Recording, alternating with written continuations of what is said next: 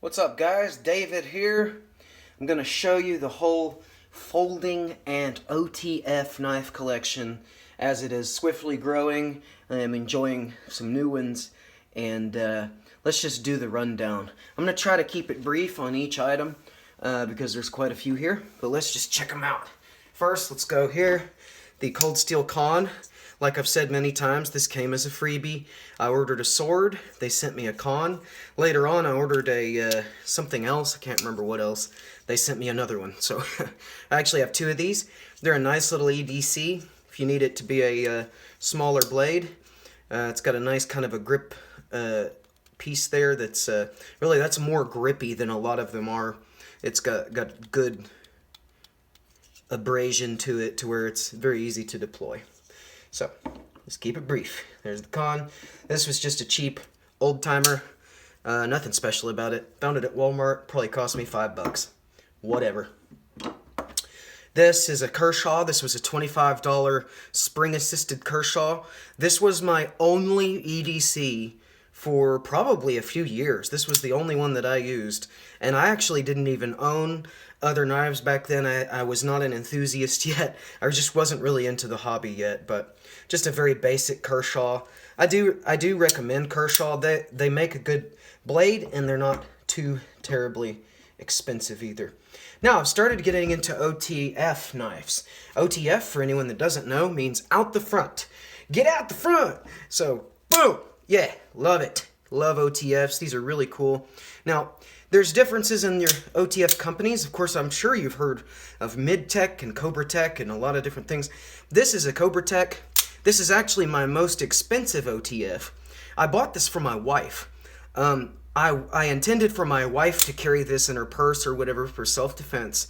However, she has a hard time with this deployment lever or button or whatever you want to call it. She eventually decided not to carry it. She returned it to the collection. I got her something else called a Mid-Tech Wasp, which is like this big, seriously. I don't have it here, or it'd be really funny to show it to you, but she now carries about a 2-inch blade in an OTF that's called a little mini Wasp. It's very funny. But anyway, so her loss is my gain. Now I've got a nice Cobra Tech OTF in the collection. So that's that. That's D2 steel, by the way. It's very nice. I think these were $130 or so, as in this one here in particular. Okay, next, Mid-Tech. Now, I don't actually recommend ordering from Mid-Tech. Sorry, Mid-Tech, if you're seeing this, you're probably not, so who cares? But anyway, I don't recommend them. Here's why. They forgot that I ordered this. This and the little Wasp that I was just talking about. They forgot my order. I don't know what happened, but they just flat out forgot that it existed. It got put on a backlog. They never sent it. I had to call them multiple times to finally get them to send me the OTF knives that I ordered. So what I ordered were two of them. This was a digital camo. I think they call it a ghost. I think it's a ghost. Now, these come in different blade styles, so just because it's called a ghost doesn't necessarily mean it's a certain blade.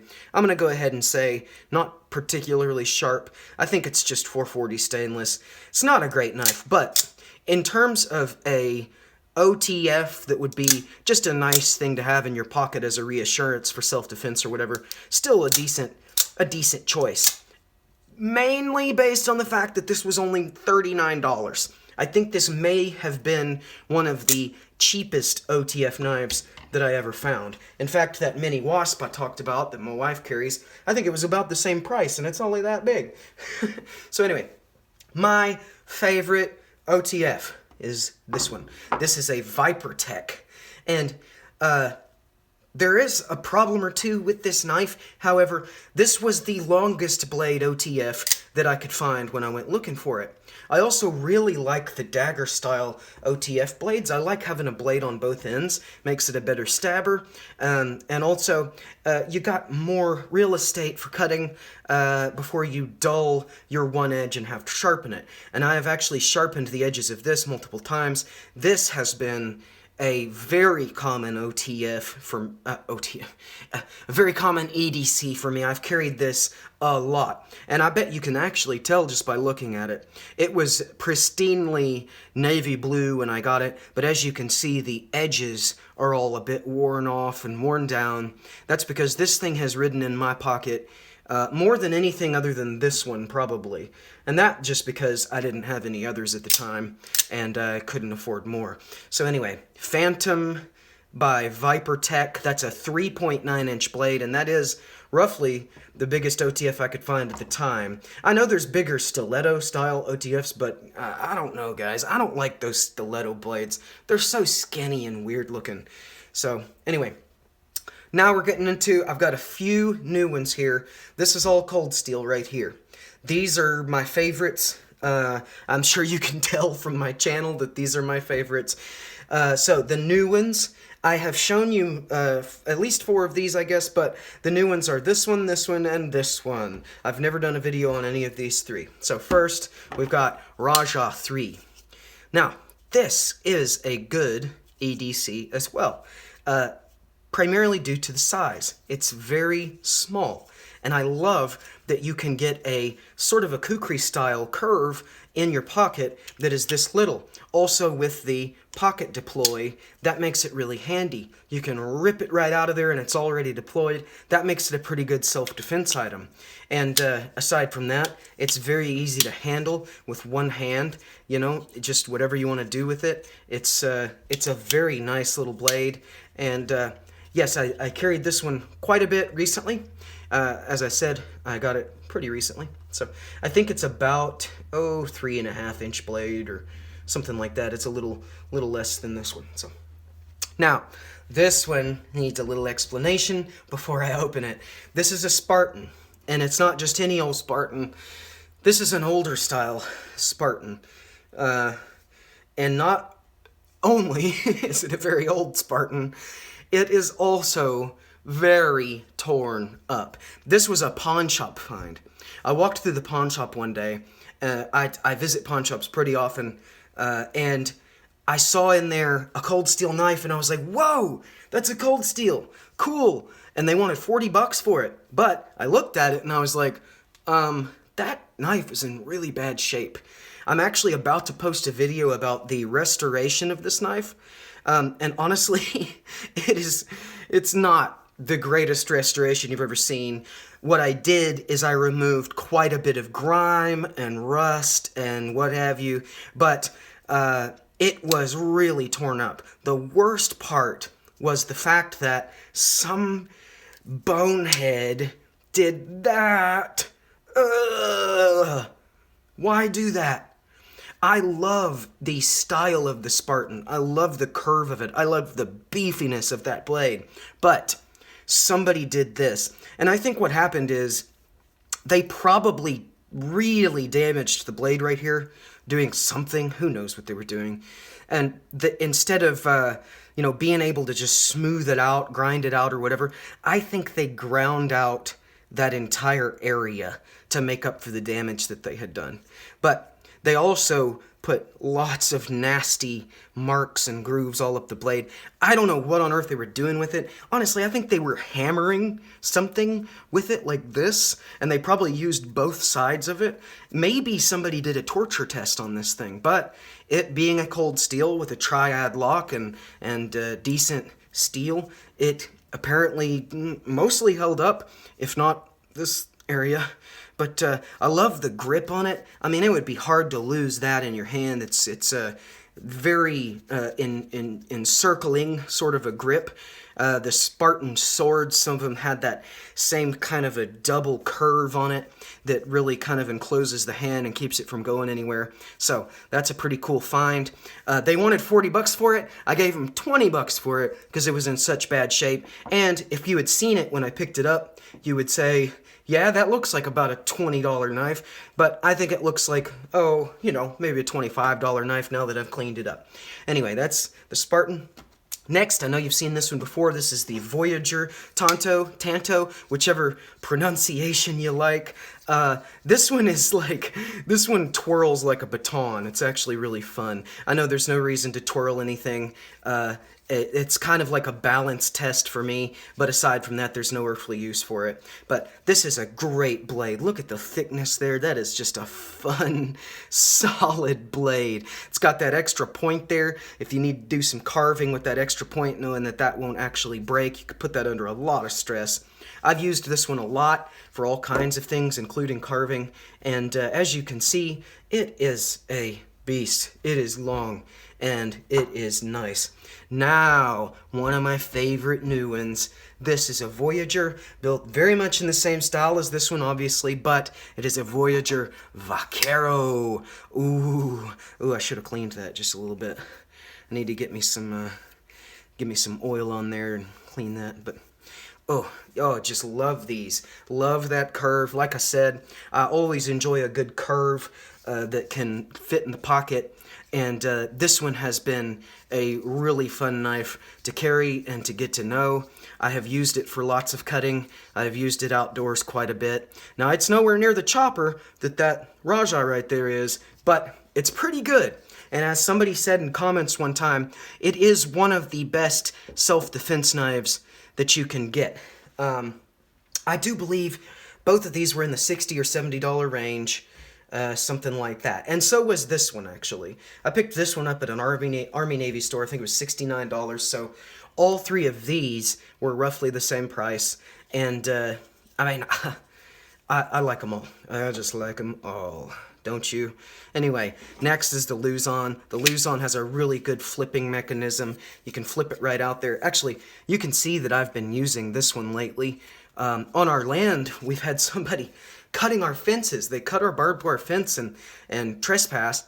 And sometimes when I'm down there, I need to repair the fence, but it's a hairy area with thorns and plant life and stuff. A lot of the time I'll have this in my pocket, and I get down there and do a bit of chopping to clear out the area that I need to repair, and then get down there and do the work. But anyway, this has your typical type of lock that pops over like that in order to secure the blade, but then it's got another step of security with this notch here that, or this button, lever, I don't know. Anyway, that actually comes forward and it forces this to stay over. And that's just a very simple way of making absolutely sure that this guy is not going to close on you. And I really do appreciate that about this one. It's got kind of a cross guard, which is cool. Part of it acts as a pocket deploy. If you deploy and snag that on your pocket, it will pull it out. Although my hand almost couldn't do it. But snagging that on a pocket, good pocket deploy. By the way, these style pocket deploys, those are better. I do wish that the Voyagers had a pocket deploy, but you can open the Voyager with your thumb. It's just a little slower than a pocket deploy. But anyway, so that's the Luzon. I believe it is a 6-inch blade total. And as you can see, man, that's a beast. Look at the length there. Just a really long piece. The Filipino bamboo style handle. And of course, all of these cold steel knives are reinforced on the inside by either steel or aluminum plates. I'm not actually sure what those inside ones are made of. Now, I have used this knife, the Raja 2. I have used this one more than any of these other ones when I'm out in the woods chopping. And I know I've mentioned I've used that one for this, I've used that one for that, you know, but this one is just the best at chopping. This thing is practically a hatchet in your pocket, and it is still, it is still so sharp. That is a nice blade, and I cannot believe how good of a shape this knife is still in after the abuse that I have put it through. I am telling you, I have chopped down trees this big around with this knife. I have chopped off limbs and tree limbs, bush limbs, sorry, not people limbs. Anyway, this is just a great blade, and it is awesome to have that much thickness, that much weight. This is, in fact, the fattest blade out of all of these. It's even fatter than the Espada in terms of the thickness of the spine. And it's got that straight grind about it. And I don't know if I can line that up quite right, but it's a straight grind. So, man, that is a nice, strong knife, and I have used the soup out of it. And by looking at it, you can't even tell. You can't tell that I've used that more than any of the others. You would think that this one is the most used. Well, it probably is. Anyway, now on to the king of folders, the Espada XL in G10. Wow. I mean, sometimes I'm just like, I don't even know what to say. You know what I mean? Sometimes I just look at this thing and go, yikes, it's so big and it's so well balanced. It's just, man, you know what espada means in Spanish? It apparently means sword. So, not only do people call this a pocket sword, I think that Lynn Thompson, or whoever the designer was, probably named it Espada, knowing that it was basically a sword in your pocket. I mean, this is like a little short sword that you can pull out and, you know, go to work with. And typically, I don't use this one in the woods as much. It's just expensive, and I love having it in pretty much pristine condition, and so I reserve this one for self-defense and things like that. It does have the pocket deploy, so you can yank that out and it's already deployed, and it does fit in a pocket. So, man, what a cool blade. Just a fun, cool blade. And geez, look at that monster. Look at the size compared to the other ones. It is just the king of cold steel folders. I don't know what else is out there, but I'm a cold steel fan, so that's the one I know about. And finally, we're gonna just say the name of this one. Boom. Timber Rattler Scarab. It is the longest. It is the heaviest. It is the fattest. It is probably, aside from this Spartan, which has been beaten to heck, this is probably I don't know, what do you want to call it? Cheapest? It's definitely the cheapest, other than this piece of junk right here. I think both of these cost more than that one. I know the rest of them did. So, it is interesting as a novelty item. I mean, goodness, it's huge. I put my own edge on it, and yes, it will cut. It is pretty sharp. But honestly, I don't use it much. It's just so clunky, heavy. It's not comfortable to put in your pocket. It's really just kind of an addition to the collection.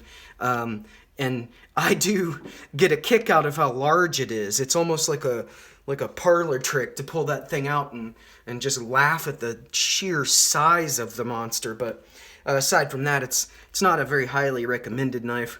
But hey, it's a blade. It'll do in a pinch, and no matter how soft or stupid the steel and construction is, if you had to poke a bear with it, I think it might do the trick. So, that's the entire folding and OTF knife collection as of right now. I hope you've enjoyed checking this out with me today, and subscribe and like, and we'll see you soon. Oh, see, I just now looked at the camera, and I didn't realize this doesn't even fit. You have to just kind of, how about we just put it right there like that? How about that?